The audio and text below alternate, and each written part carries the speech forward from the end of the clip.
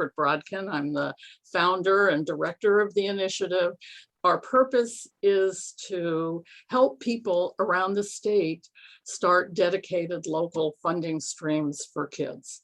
And it's work I did for many years in San Francisco, and then started this initiative with the idea that we want to help people around the state figure out how to get dedicated funding for kids, because children's and youth services are so terribly underfunded. And our belief is that, one, if it gets funded, it gets done. And if it doesn't get funded, it doesn't get done. So knowing how to get the money is essential. And you know, what we want to do for kids, basically, and we need to find the resources to do it. And no, Joe Biden is not going to answer all our problems. The thesis here is that we need local, state, and federal funding for children's services. So I'm going to start by introducing you to our first speaker, maybe our first two speakers. And honestly, I just read James Harrison's bio again. So now I am in awe again. I am just so honored to have him with us and have him actually work for funding the next generation in a small way. He does so many things. And he is an expert in government election law, campaign finance, conflict of interest law. He's known for drafting and defending complex ballot measures. He's worked on criminal justice reform, stem cell research. He's advised governments and candidates and nonprofits. The ACLU, I was thrilled to see. But we know him because of his work he did on Prop 10, which was the state, as you probably all know, the tobacco tax, which funds the first 5 organizations around the state. It's been transformational in terms of helping young children.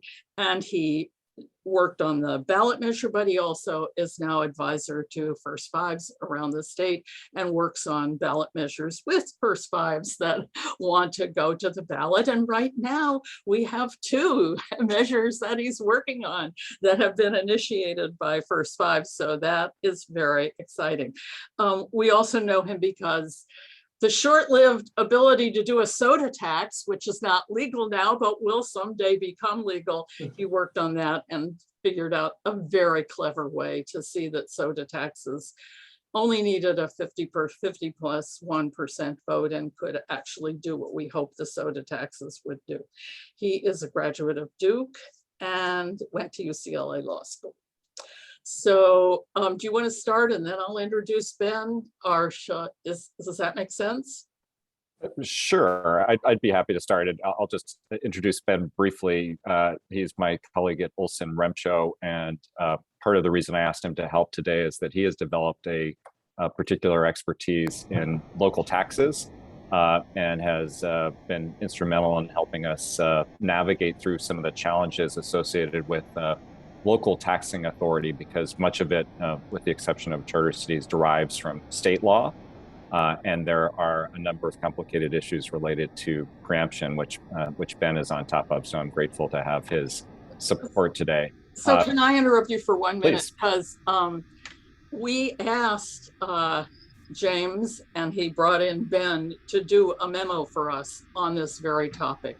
It's on the homepage now. It was very recently completed. It's on the homepage of our website, and everybody who's part of this webinar will get a copy of it after the webinar is over. So what James is going to be talking about is in the form of a memo and a chart that you all can refer to afterwards.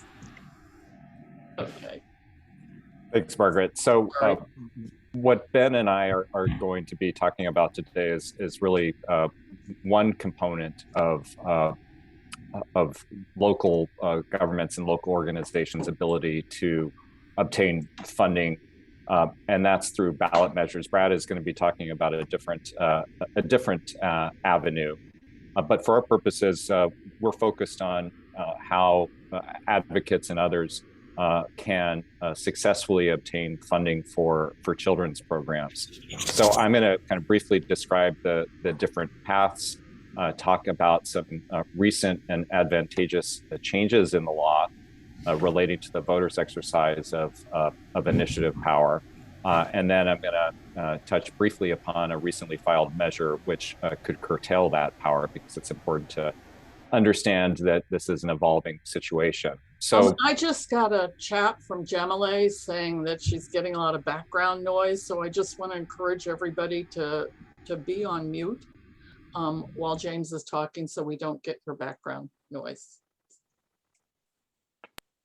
thanks, Margaret. So with that, let me talk about the two paths that advocates have to try to obtain funding through ballot measures for children's programs. So one, obviously, is to work with local legislative bodies to convince them to place measures on the ballot to fund children's services. So a good example of that is the effort in Alameda County, which was known as Measure A, which was a county sales tax measure placed on the ballot by the Board of Supervisors under the leadership of the late Wilma Chan to fund early education, care, healthcare, and workforce development.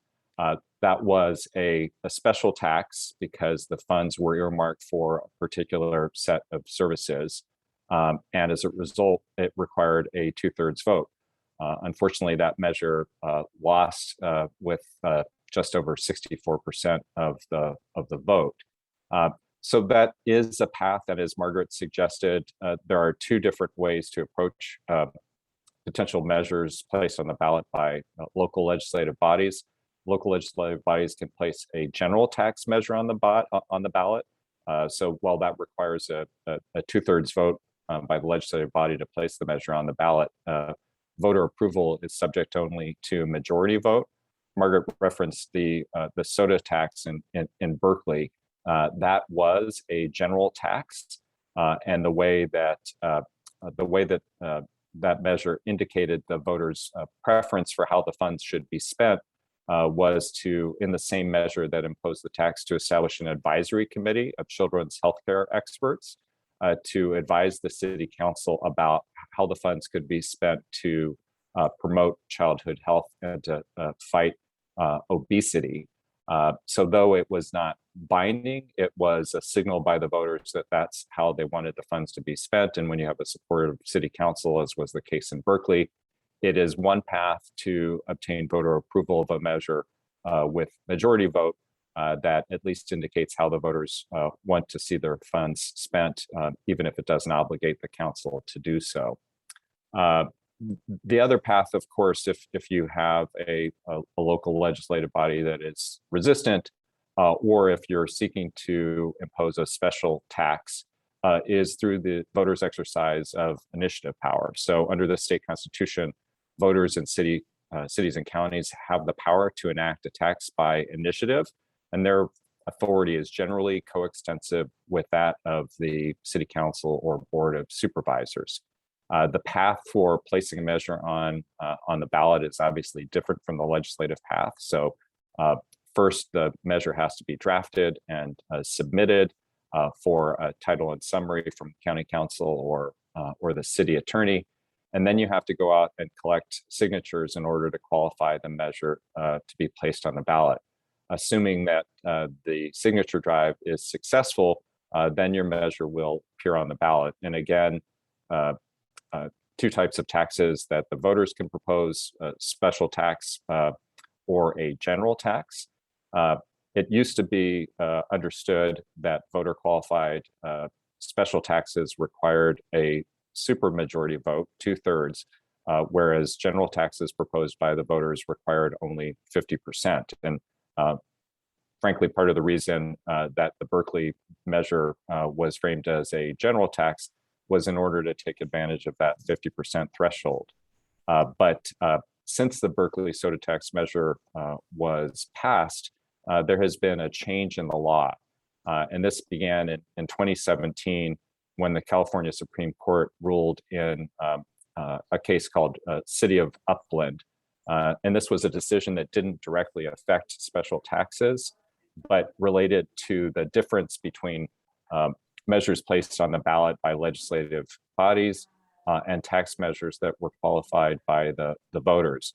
And essentially what the court indicated in its decision was that the restrictions, the procedural restrictions that the voters had placed on themselves in enacting Prop 13 and then later Prop 218 were actually restrictions that applied to legislative bodies and not to the voters acting through their power of initiative. So what that did was to open the door to the argument that voter qualified special taxes were not subject to the 2/3 vote requirement imposed on special taxes by Prop 13 and Prop 218, because those were aimed at trying to limit the authority of politicians to impose taxes. And they were not designed to affect the voters' own authority to impose taxes on themselves through a voter qualified measure. So that led to a series of litigation in 2018, challenging a number of measures that had been placed on the ballot by the voters as special taxes. It won't surprise you that some of them were in San Francisco, because in that jurisdiction, the city attorney, Dennis Herrera, had taken the position that the Upland case meant that voter qualified special taxes only required a majority vote. So when those measures passed with less than 2/3, but more than a majority, the Board of Supervisors certified the measures as having been successfully adopted by the voters. Those cases worked their way up through the appellate courts, as did another case involving a sales tax imposed in the city of Fresno, again through a voter qualified special tax measure. And what arose from each of these cases were 4 appellate court decisions holding that voter qualified special taxes required only a majority vote. And these cases involve different types of taxes. So for example, one of the San Francisco measures involved a gross receipts tax to fund homeless services. As I mentioned, the city of Fresno measure involved a sales tax to fund clean and safe parks. Another San Francisco measure, Prop C, funded early care and education through commercial rents. And the most recent decision we have is another San Francisco measure which imposed a parcel tax for SFUSD. And that case also led to a decision upholding majority vote threshold for voter qualified parcel taxes. And it also, by the way, rejected an argument that the involvement of the school district in proposing and researching and drafting the measure made it a legislative measure subject to a 2/3 vote. The important thing to understand is that in each of these cases, the California Supreme Court denied a petition for review, meaning that they didn't consider the case. I think most observers understand that as a very strong signal that the California Supreme Court agreed with the decisions because they now come from 2 different appellate districts in the state. There are 4 separate decisions, so presumably if the California Supreme Court thought that they had gotten it wrong, it would have stepped in at this point and taken one of these cases in order to rule on the issue. Margaret hates it when I say this, but I always have to add that there is some lingering uncertainty because there hasn't been a final word from the California Supreme Court, which obviously is the ultimate arbiter of what the California Constitution means. And it is possible that in some subsequent challenge or in one of the other pending cases that's out there, a different appellate court could reach a different decision, meaning the California Supreme Court would have to ultimately resolve it. There are 3 other cases that are still pending. One involves Measure AA, which Can I yes, interrupt for a minute? please, Margaret. Yeah, why not?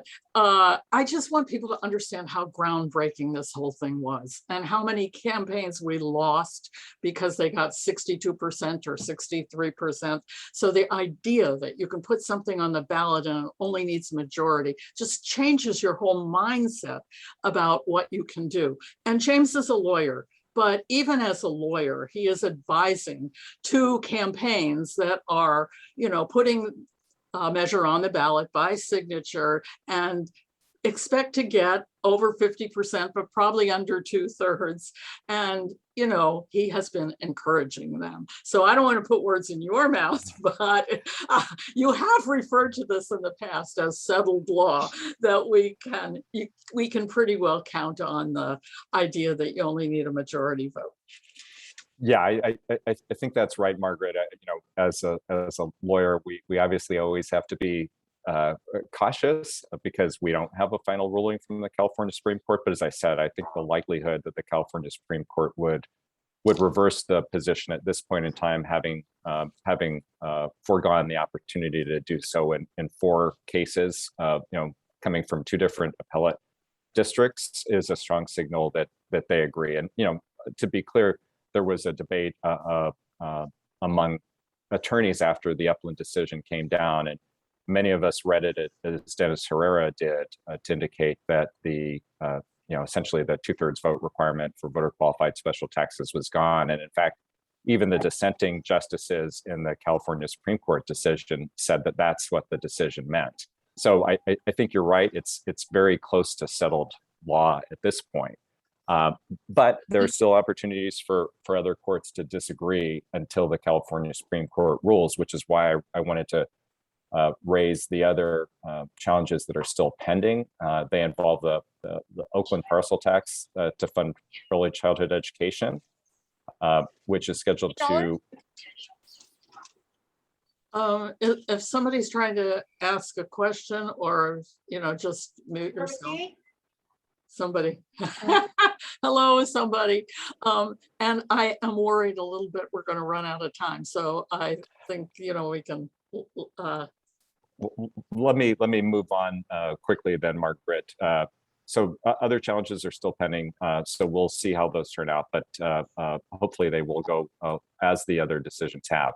I wanted briefly to mention a measure that was filed with the California Attorney General in October that would, in essence, overturn the decisions that I just described.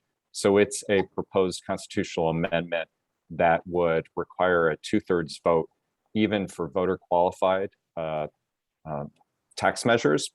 And one of the more pernicious things about the measure is that it would be retrospective to October 1 of this year, meaning that if a measure qualified for the ballot in June or November and was successfully adopted with more than a majority but less than 2/3, the tax would be deemed to be repealed 1 year later, unless it was subsequently presented to the voters and approved with a 2/3 vote. And this is being, excuse me, this is being done by the evil taxpayers associations that have managed to make it so difficult in California. And we're just hoping it doesn't qualify. And that even if it were to qualify, there would be so much opposition because so many things would have to be undone, or, and so many people would be constrained. So yes, we're worried, but we're also moving forward with exactly. It's a very fair point, Margaret, because the truth is that it doesn't take much to file a ballot measure, and similar measures have been filed in the past that have not gone anywhere. And to be clear, qualifying a measure in California is an expensive endeavor. So to be successful, they would have to collect about 1.4 million signatures and probably spend close to 12 to $14 million. So it's an enormous endeavor, and it's also important to remember that even if they were successful in that regard, it doesn't necessarily mean it would make it to the ballot, because as with the soda industry's effort in 2018, there can sometimes be compromises that result in the measures being withdrawn. And then, of course, as Margaret stated, even if it were certified for the ballot, doesn't necessarily mean it will be adopted by the voters. So just want to note it as a caution and something that we should continue to keep our eyes on, but at this point in time, not something that should necessarily deter you from moving forward with your plans. So that is my piece, Margaret, and I will be happy to turn it over to Ben to talk about the different types of taxes if you'd like. Let's just see if anybody has a question specifically about that. You know, Marty is asking sort of what's the best strategy to place a measure on the ballot. That's what I specialize in helping people with, walking through. We have books on our website about it, and Marty, email me. I'm happy to walk you through, or anybody else on this call to walk you through how, you know, it's a lot of fun getting a measure on the ballot. And I think Ben will show, you know, the legal aspects of it, which is, you know, getting your board of supervisors or doing a petition or getting your city council to place a measure on the ballot.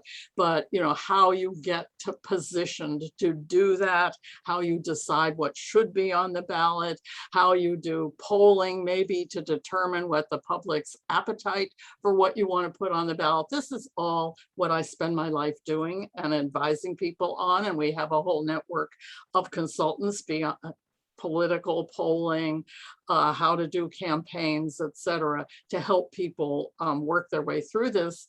And I'm hoping that people will become inspired to do it and will contact me to get all the resources and help that we have.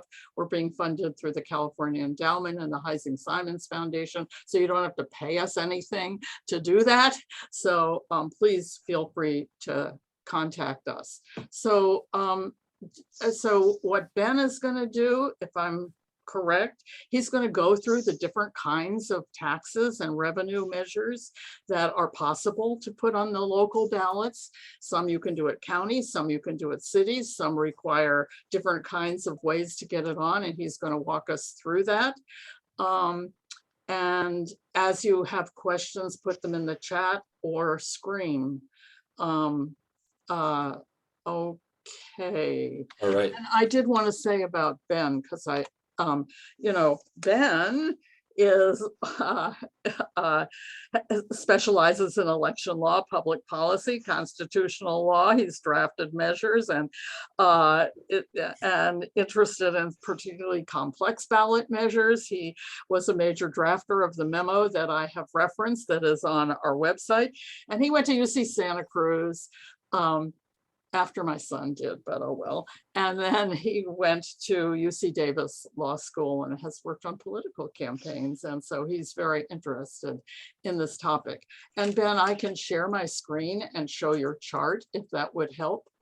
Sure, yeah, that would be very helpful. I'd say some of these taxes get a little technical, and I'm going to try to stay away from the technical language, but that would be great if we put that chart up. That'll help me a little bit. Does this help, putting it here? Or do you want me to go to the specific taxes? The specific taxes is the one probably want to do. Let me get out of my. But it is very important that people Yes. know, and that this is in the memo that they've done, you know, how many people you need to get. You can either put it on by petition of the voters. That's a voter initiative. And then, or you can get your legislative body to do it. And it depends on what kind of tax it is. And I don't know if you were going to walk through that, but that is in the memo that I'm referring to. So if you're going to go through the specific kinds of taxes you can put on the ballot, and then we're going to talk about set-asides. We have about 15 minutes to do this then, and then we're going to talk about set-asides and the laws related to that. So if this helps people, I think it does.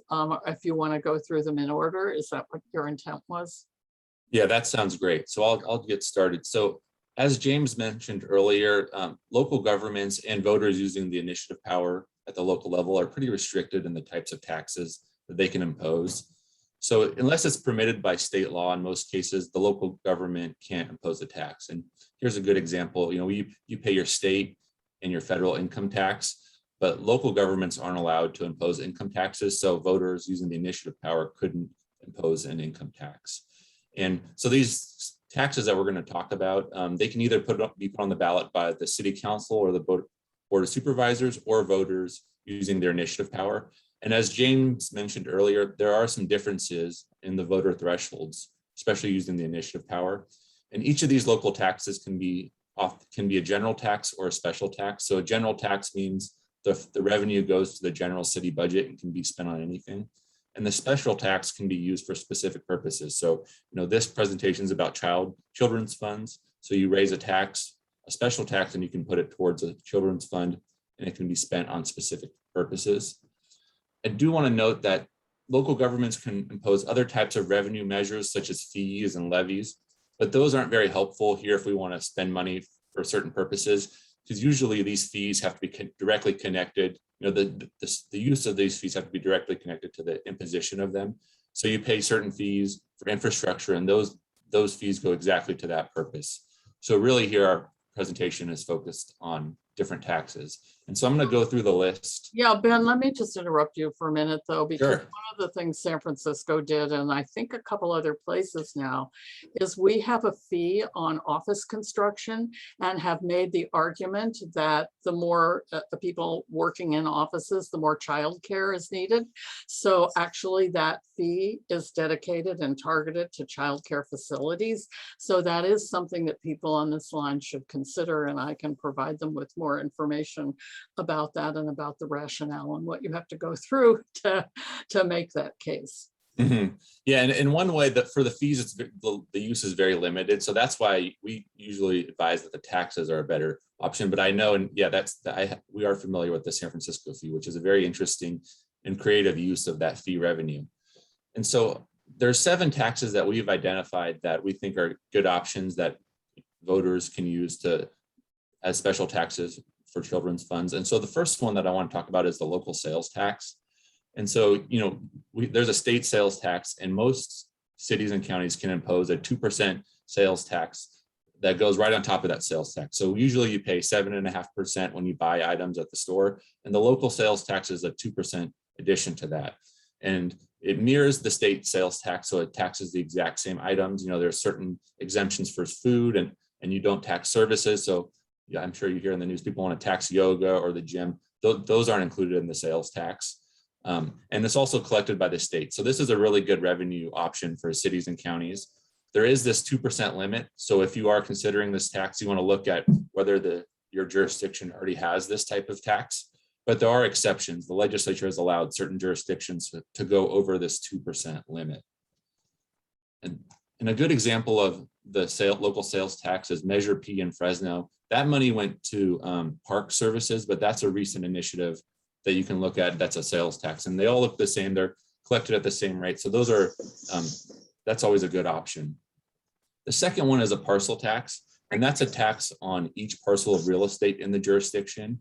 And it's not based on the value of the property like your normal property taxes. It's usually a flat rate or based on certain characteristics like the square footage of the property. And so this is collected every year. So for example, some jurisdictions have a $50 parcel tax, and that revenue goes into a special fund for specific purposes.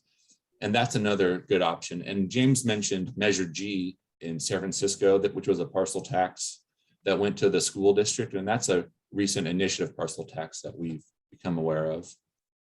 The third one is business license taxes. And those are taxes on businesses in the jurisdiction. Some of them are flat taxes, like, every business has to pay a certain amount per year. And other ones are based on the business's gross receipts that are collected in the jurisdiction during that year.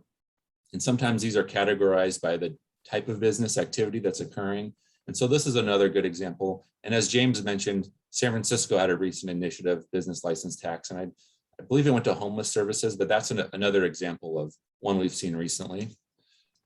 One caveat to the business license tax is, like James mentioned, recently the legislature prohibited local governments from imposing soda taxes.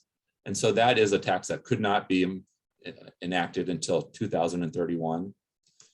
And one subset of the business license tax, and it's in a different category here, but it's cannabis taxes.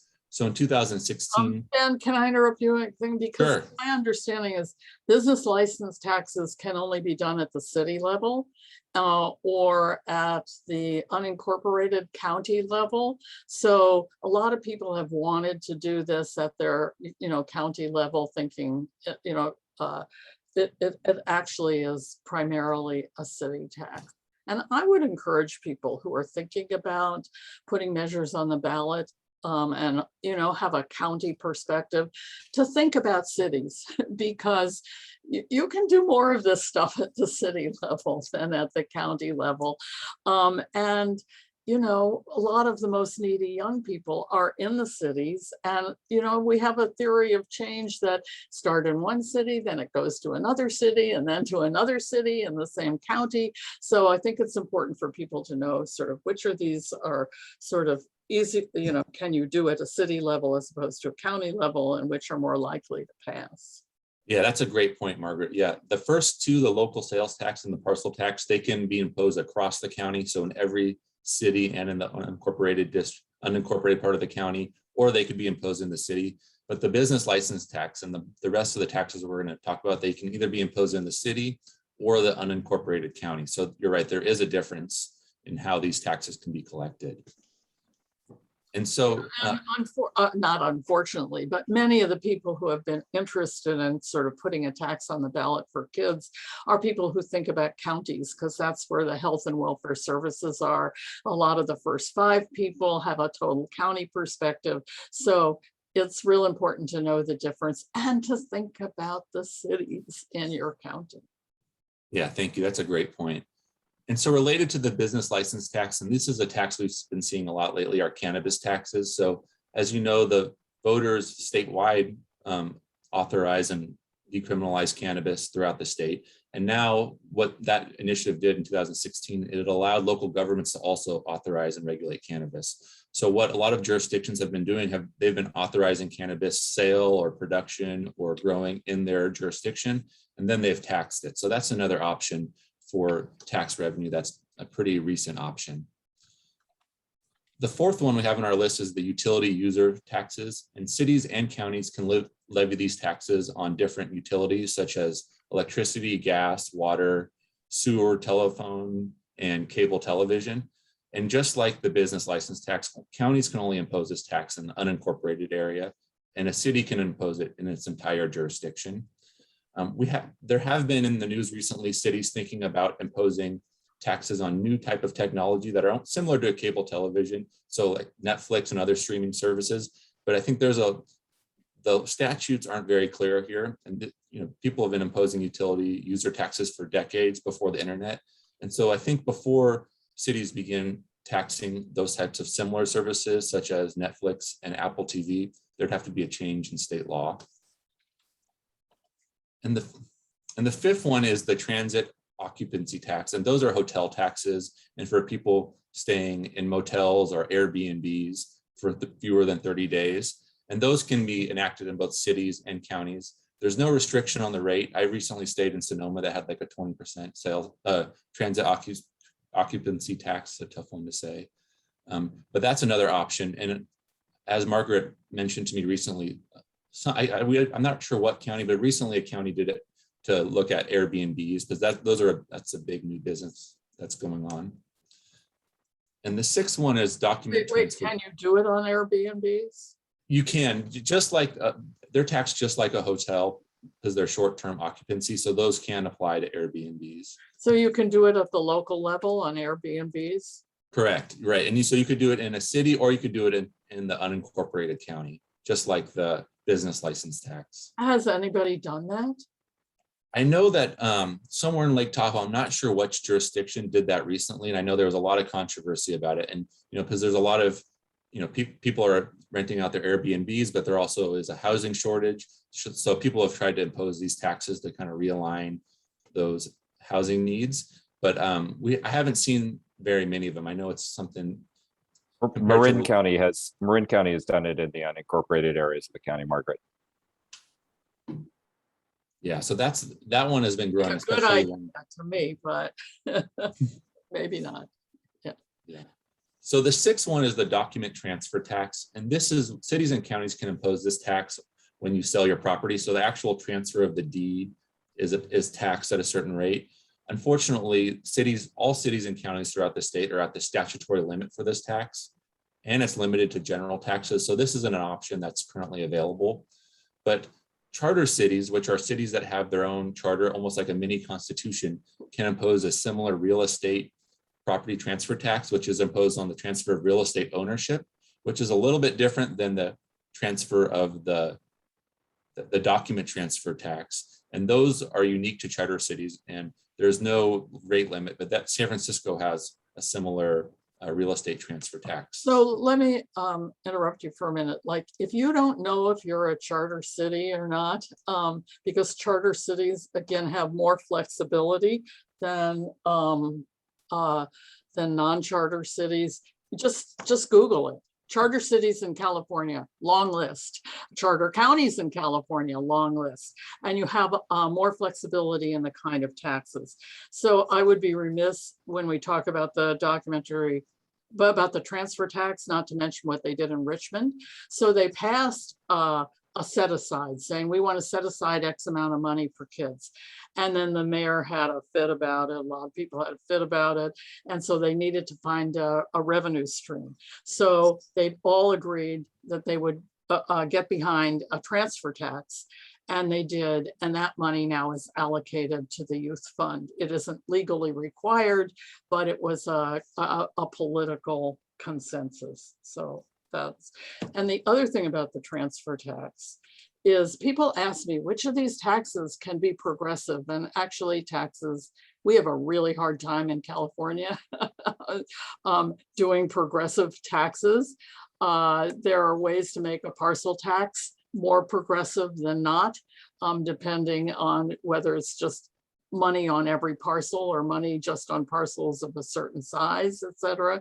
But a real estate transfer tax can really be a progressive tax, in that, hey, we're only going to put a tax if the property's worth over $1 million, or it'll go down, and if it's, you know, under 100,000, it doesn't apply. So these are important things to consider, and I'm realizing, based on feedback we got from Laura Cohn, who's on this, we need a couple more columns on this chart. Okay, yeah, we can add that. And I would, Margaret, I would completely agree about finding, there are a lot of charter counties and cities, and usually when I want to know if a city is a charter county or charter city, I Google it just like you advised. That's what that's what I do as well. But we can add to this chart. And the last one, and this is a tax that I haven't seen a lot of, but it is an available tax, is an emissions tax. So cities, and this is only in cities, can impose a tax or almost an entrance fee for things like sporting events, movie theaters, amusement parks. And the city of Santa Cruz levies an emission tax for the price of admission at events in the city of Santa Cruz. And I just think of probably the boardwalk is probably has that tax. But that's the last tax we have on this list. And we're happy to answer any questions about any of these in specific. You know, we're going to take questions at the end. Okay. People, but my question about the admissions tax, can it be targeted to a specific thing? I think you could target it towards a specific types of events, like sporting events, theaters, or parking lots. But I think that might be the extent. This is a tax that is. No, I mean, if you do a tax on the roller coaster at Santa Cruz, could you target that tax to pay for children's services? Oh, correct. Yeah. All of the taxes that we've talked about can be levied as either a general tax. So it goes to any type of it can be spent on anything in the city's budget, or they can be levied as a special tax. So they can be targeted towards a specific purpose. So except for the documentary transfer tax. That's true, except for the documentary transfer tax, that which the Constitution requires to be a general tax. Okay, so I am going to stop sharing and let you know that all this is on our website, and you'll be getting it after the fact, and actually turn to Brad Hertz for the other part of this presentation, which is my favorite way to get money, because we've done it a gazillion times in San Francisco.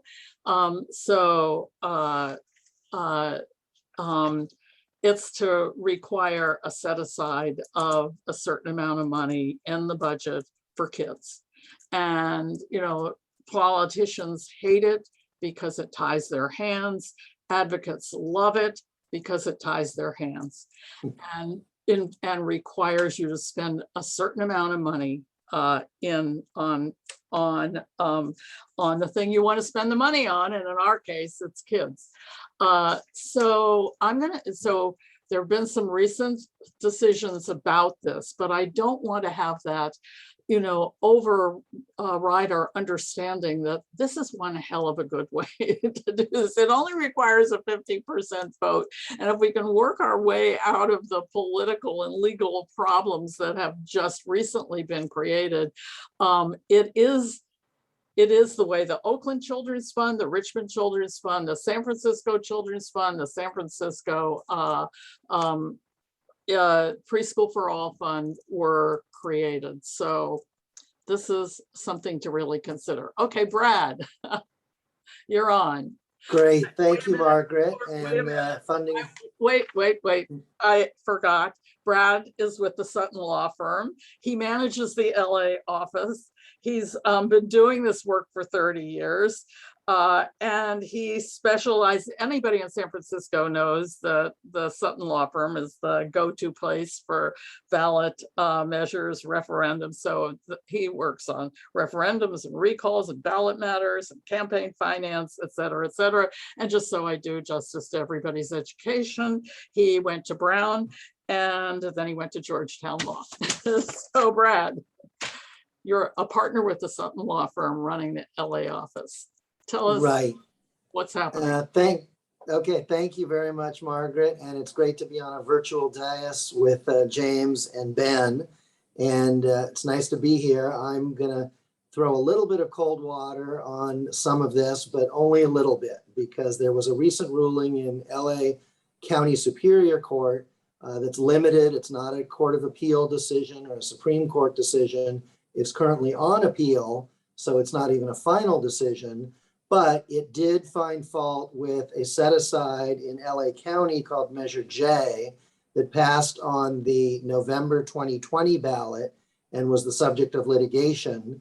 And kind of to cut to the takeaway,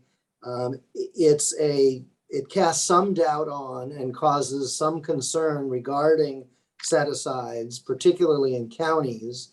But its holding is limited in many ways, very fact specific, and it should not be considered a fatal blow to set asides at all. I'll give you a little background and then some of the additional takeaways with this regard. So Measure J was placed on the ballot by the LA County Board of Supervisors, and what it said was 10% of the let's see, how did they describe it? Locally generated unrestricted revenues in the general fund, which is a big number in Los Angeles County. It's about $1 billion or $900 million a year, would have to be dedicated to the disproportionate impact of racial injustice and be spent through community investment and alternatives to incarceration.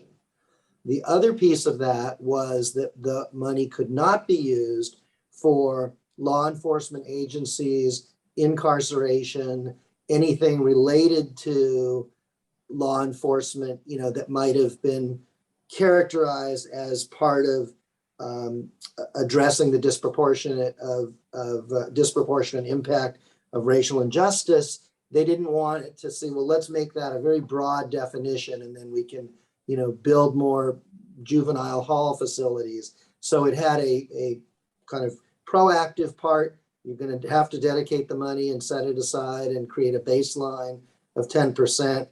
And then it had a negative prohibitory side, and you can't use any of that for certain law enforcement type purposes. So there was a pre-election challenge, which was unsuccessful, brought by the Coalition of County Unions. So Brad, just because we're running out of time, it did pass. But but we celebrated it. We featured it at our national conference. It was like the celebration of all time that this historic thing had happened in LA. They were setting aside 10% of their budget, and it was all for good things, and they couldn't fund the cops. So it was like a dream come true, except it wasn't. Okay, go on. Right.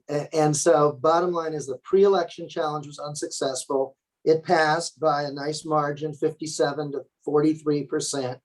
And then that same group, a coalition of unions, sued. Post-election lawsuits are often sort of more liberally looked at because there's more time, there's more ability, because it's not going to become moot now that it passed. So there's slightly different standards. But at any rate, a trial judge in LA County, Judge Mary Strobel, in July of 2021, found that it was invalid.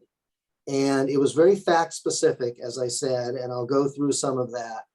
Some of the takeaways are cities have a lot more power than counties, and charter cities have even more power in terms of home rule and the voters controlling aspects of budget and access of legislation, or aspects of legislation. So as Margaret mentioned, cities should definitely be looked at as resources or focuses of these fundraising efforts, especially charter cities, where when you can amend the charter, that's basically like the constitution of a city, and those amendments are entitled to great deference.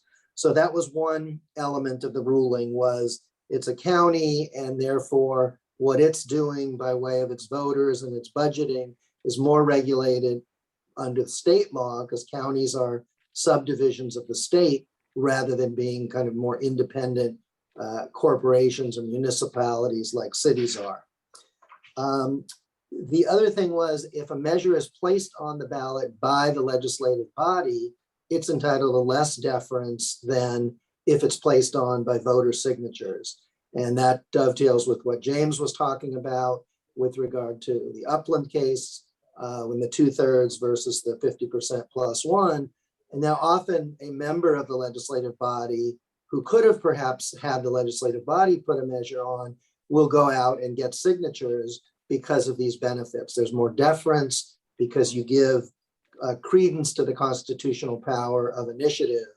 Whereas if the legislative body puts it on, it's not as, as sacred, let's say.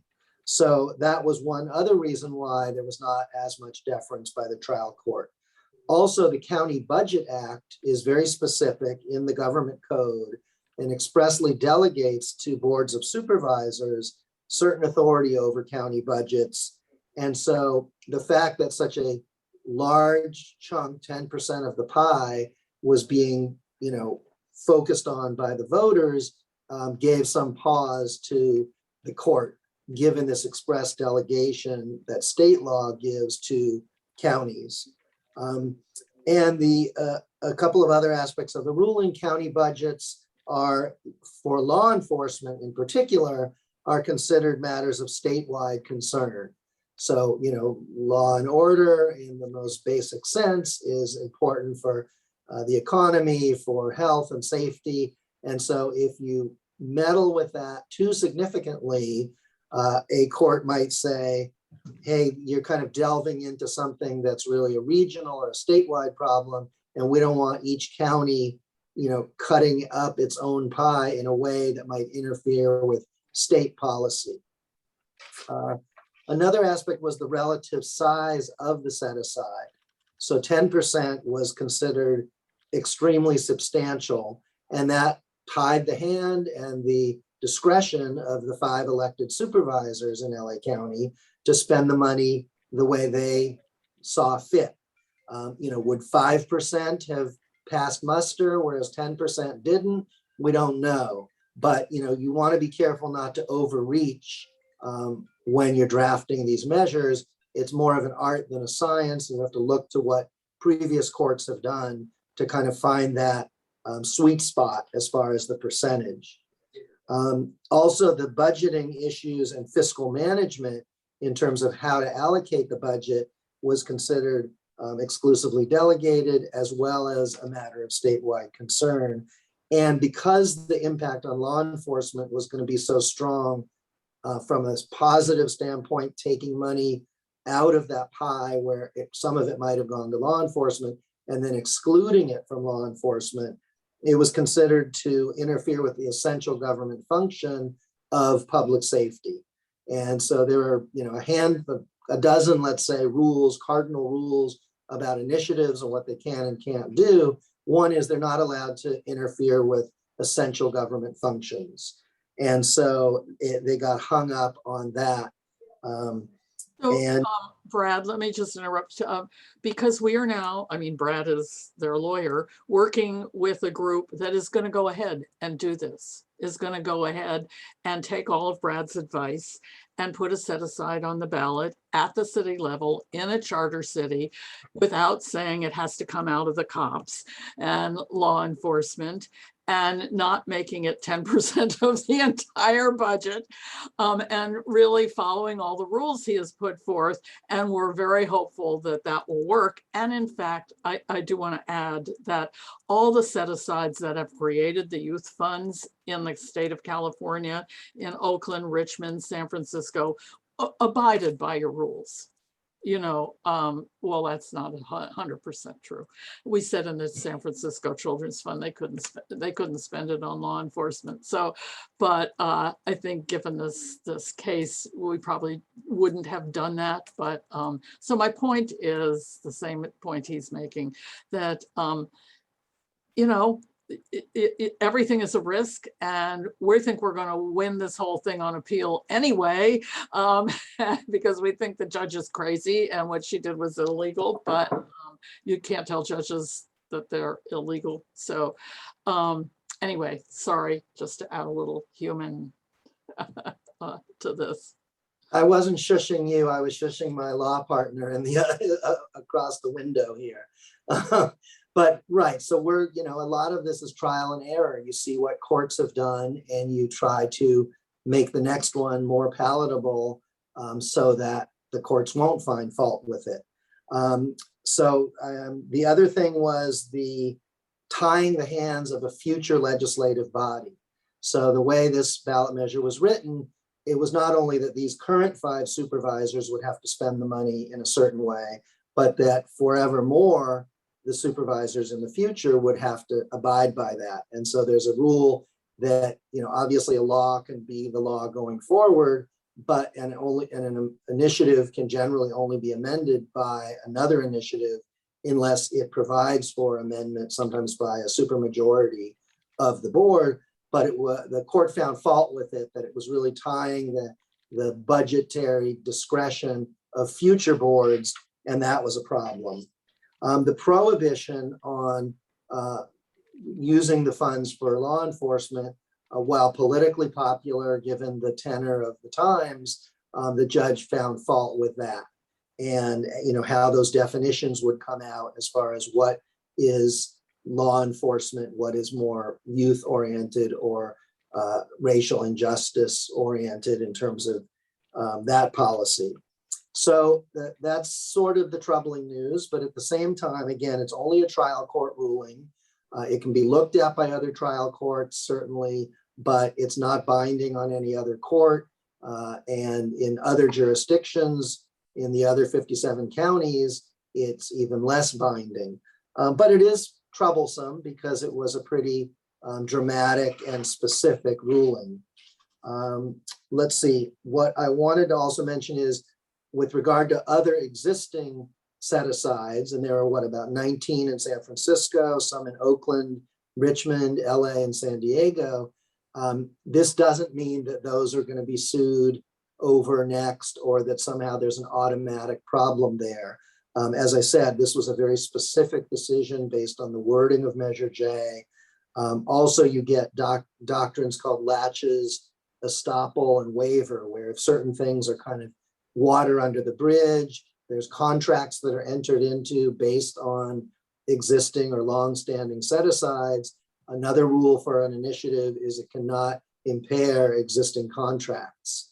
So, it's not, I don't want to say the sky is falling by any means, but I will say anyone drafting a set-aside measure and their lawyers should have a copy of Measure J and the court ruling, you know, 2 inches away on their desk, so they can try to draft around some of these problems. So we are out of time, Brad, but I do want to say you have written us an excellent memo saying everything that you just said. And we will be posting that on our website too, which is a good guide in addition to using the court case. But what you wrote was very concise and is a very good guide for people to look at as they're thinking about this as an option. And because we are really out of time, you know, we're out of town too, but I want to sort of thank people for coming and say that we're going to stick around for 15 minutes for people who have questions and a sort of more informal conversation for people who are interested. And I am available. And wait, I have I am available to, if you can see that, my email and our website and my phone number to answer, I mean, to start talking about this, because the goal of what I'm trying to do is to get failed to do at the top hour. We're hearing you. Is to get people to start thinking about putting measures on the ballot. Let you know we have access to the best legal minds in the state to help you sort through this, as well as people who work on polling, on political strategy, etc. So I do want to thank people for coming. Realize we've probably raised more questions that we've answered. Would love to put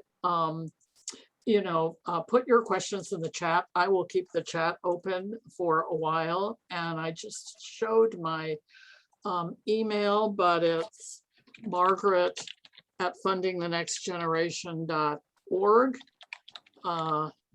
And I'll put it, I'm writing it now as we speak. So please, this is what I live to do this. I live to help people do this. I live to see our community spend their money in the right way, because we don't spend our money in the right way. So thank you for coming.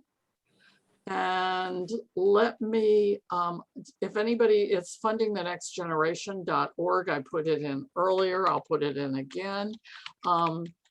Thank you. This is taped, so you can listen carefully again. So do we still have people with us? We have 13 people with us. I'm going to put the gallery view on. Anybody want to raise a question, make a comment, say something? Margaret, I do. This is Jill. I'm in the car, sorry. But is Brad still there? Yeah. Yes. Okay, I want to ask you it was really fascinating. And of course, I'm totally dedicated to set-asides, having done a lot of them. But I wanted to ask you a question about, first of all, the court saying, cities have more power. I don't know if that's being interpreted as meaning this would have been okay if it was done by the city of Los Angeles. But I also am concerned. Are there any other counties in California that have set-asides? I'm not sure. Margaret might be sure, but the County Budget Act is what was kind of the linchpin for this case. And I spoke to a colleague. My real concern is the part of the ruling that said what's wrong with this is that you're tying the hands of future boards of supervisors, because every set aside, and by the way, so does every contract that enters into, something that the future people in their positions are obligated to continue. So that's the part that I think is maybe the most concerning. What do you think I of think that? it was kind of a combination, like a perfect storm. If you tie the hands in a way that is not going to have a huge impact in terms of the quantity and quality of the restriction or the set aside, I think it wouldn't have been as big of a concern. But it's, when you read at that 10% level and then you're so limiting what it can be spent for, I think then the tying of the hands of future boards becomes kind of just another argument. I did speak with the lawyer for the CCU. We should really be addressing going forward is the fact that a sweeping statement has been made that will scare everybody off. You can't tie the hands of a future fill in the blank body because it really, that concern you think in this case was unique to some of the other aspects like the size and scope. I believe so. And presumably that'll be fleshed out by the Court of Appeal. Another thing I wanted to mention is there is the possibility to do amicus briefs at the Court of Appeal after the briefing is done, which might not be for, many months, if maybe even a year or more. But there's an opportunity for groups like the ones you represent to either collectively or individually weigh in on the side of LA County on various issues. And so We have had, I got another we question. have had a lawyer we've talked. Sorry, I just finished that. We have had another lawyer we've talked to suggest that funding the next generation file an amicus in this case. Thanks. Yeah. So David asked about non-charter counties, right? David, are you there? Unmute yourself if you're still there. Yeah, I'm still here. I was just looking for some clarification. What I understood from previous was that there are restrictions, but I'm just not really clear on what those are and where those lines are in terms of non-charter counties passing set-asides, and if there's any difference between that being done, placed on a ballot by the board or by an initiative. So we had an experience with this, Brad, in Napa, which the first 5 and the early care people tried to do a set aside. And the county attorney said it was illegal. And there's a bunch of cases that they use, a case called Totten. Yeah, Totten. And so nobody's done it. And so my question, Brad, to add to Jill's or to add to David's is there any hope that maybe this will open the sky and we'll end up in a better situation? If the whole issue of set-asides could get clarified, and the thing Jill talks about is the rationale for the Totten case was, you can't tie the hands of, elected officials year after year. So I don't know.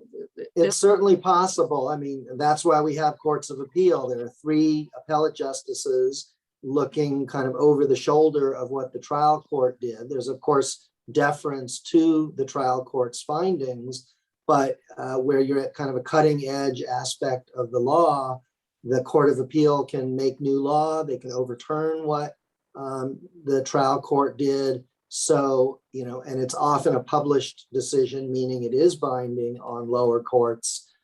It may be a year or 2 down the road, but we may get clarity, and it may be the kind of clarity that you want. That would be nice. Does anybody else have anything like they want to say? Maria. Oh yeah, you have a question. I have a question. Yeah. Yes, so we worked on baby prophecy and we passed by a very narrow margin, but we still passed it. And of course, we filed an amicus brief and the appeal was denied by the Supreme Court. But I heard James saying that because they did not decide the case on the merits, that it's not conclusive. Is there a danger that if another similar case goes to the court that our BBC will, or it only applies prospectively, or maybe I misunderstood what he was saying? I think that's a good question. There's still a couple outstanding cases on the same issue. There's going to be one about the Oakland tax that's going to be argued before the court in December. I think what's kind of maybe a little scarier aside from these court cases, because now there have been 4 court cases that have published decisions that say you only need a simple majority for an initiative special tax, is that statewide ballot initiative that James was discussing, which is a lot of stuff outside of just this tax issue. That's just it's kind of a crazy amount of tax stuff in one initiative. So that's kind of the one that's we're watching very closely. The court cases have mostly been going in the way we think they are, and the courts are going to read these 4 cases and they're going to, I mean, they have to have a really, really, really good reason to disagree with 4 published cases in different courts of appeals, and their reasoning and all of them is a little differently, but they all come to the same conclusion. So the follow-up question is, would that apply retroactively to our case or not? No, I don't think, there have been special tax initiatives that didn't, they didn't pass even though they got a simple majority vote. So I don't think there's a way to go back. Like Brad says, there are some doctrines about, they're all in Latin about going back and turning back decisions from the past without having a good reason to do so. But the Measure C one, and I don't think there's anything that could overturn the Measure C one. This initiative that's on the statewide ballot will only apply to measures that are enacted in this upcoming election going forward. And I think it'd be very hard to make it retroactive back a couple of years. Thank you.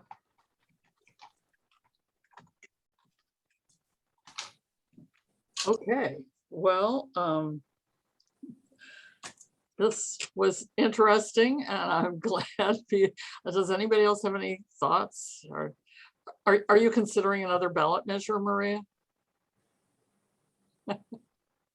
You're muted. You're muted. No, not this soon. We're working on the Build Back Better plan. Yeah. The feds, yeah. So So David, I that don't know if you got Yeah. your questions answered.